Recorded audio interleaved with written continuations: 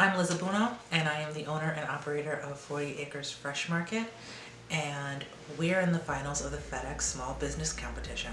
My journey to 40 Acres Fresh Market was an unexpected turn.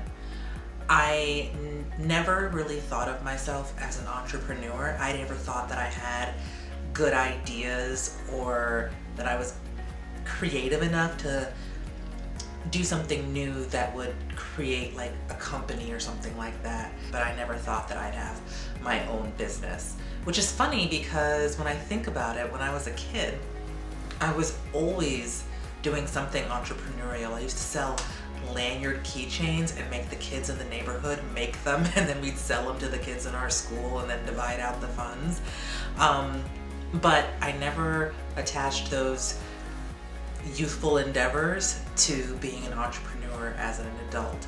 This business has changed how I see myself. It has changed what I thought I was capable of.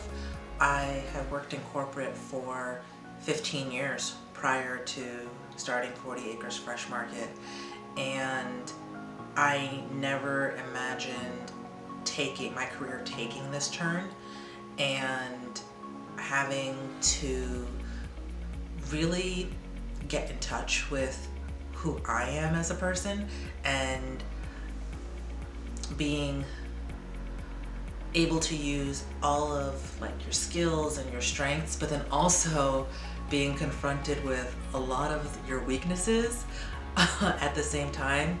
Entrepreneurship will bring all of that to the forefront in many different ways. The day-to-day of 40 Acres Fresh Market is pretty much non-stop, and it's always something different. Every day it really changes, but every day there is more than enough to do that just, takes me from sunup to sundown.